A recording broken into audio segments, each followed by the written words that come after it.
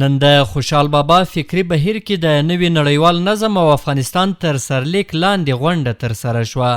په دې غونډه کې یو شمېر استادانو او نورو شخصیتونو د افغانستان پر راتلونکي حکومت، اقتصادي وضعیت او له نړۍ سره پر تعامل باندې خبرې وکړې. په غونډه کې د پوهنتون استاد ارشاد حکیم وویل چې افغانستان اوس مهال په یو بد اقتصادي وضعیت کې قرار لري او د افغانستان نوی حکومت باید له نړۍ سره تعامل وکړي ترڅو افغانستان له روان بد اقتصادي وضعیت څخه خلاص شي.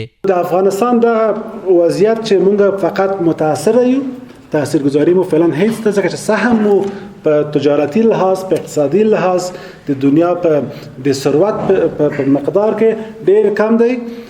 دغه څو فاکتور ته چې اشاره وکړه د دوه په راژوندي کولو کې بیا موږ د دې خبره کوله چې موږ په دې تاثیرګذار یو، اما اوس صرف د تاثر په حالت کې او پالیټانو لپاره باید چې ځان اجستو. دغه راز د غونډې یو بل تن ویناوال محبوب الله محبوب وویل چې که چېرته د افغانستان نوی حکومت غواړي پایداره شي نو باید لومړی په دولتي اداراتو کې مسلکي کسان پر دندو وګوماري او دغه راز خلکو ته پر وطن د پاتې کېدو ډاډ ورکړي او د راتلونکي لپاره هیله ورکړل شي. نوموړي دغه راز وویل چې افغانستان نوی حکومت اوس مهال باید له ګاونډیو هیوادونو سره په اړیکو کې له نرمښت څخه کار واخلي. نو کله چې مونږ لوبغاړي په توګه ځان بدلو یو هیواد، هغه باید دې جوګي چې کله دا کار وکړي. نو مونږ چې ګورو خپل ځان ته د افغانستان ته، مونږ لا تر اوسه پورې مونږ د نړیوال سیاست جوګه نه یو په دې تیرو څلوېښتو کلو کې. مونږ البته د لکه څنګه چې استاد ویلي د نورو د سیاستونو تطبیقونکي هغه یو، مونږ باندې تطبیقیږي.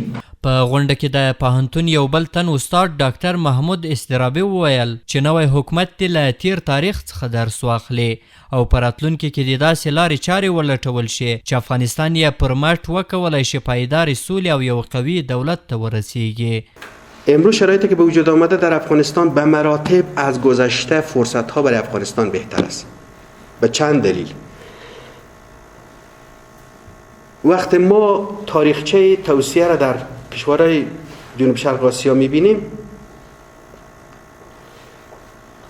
وقتی توسعه را می‌بینیم که او کشورها از راه نظامی آمدن یک قدرت متمرکز ساختن، یک دولت متمرکز ساختن، بعداً به توسعه رسیدن. ما و شما به یک دولت متمرکز نیاز داریم، به یک دولت یک دست نیاز داریم که امروز تقریباً حدوداً میشه گفت علمی به وجود آمده. د یادونې وړ ده چې په افغانستان کې تر یو لوی تحول وروسته د افغانستان اسلامي امارات پر دې هیواد ولکه ټینګه کړې ده او اوس له نړۍ سره په خبرو بوخت دی چې اسلامي امارات په رسمیت باندې وپېژندل شي.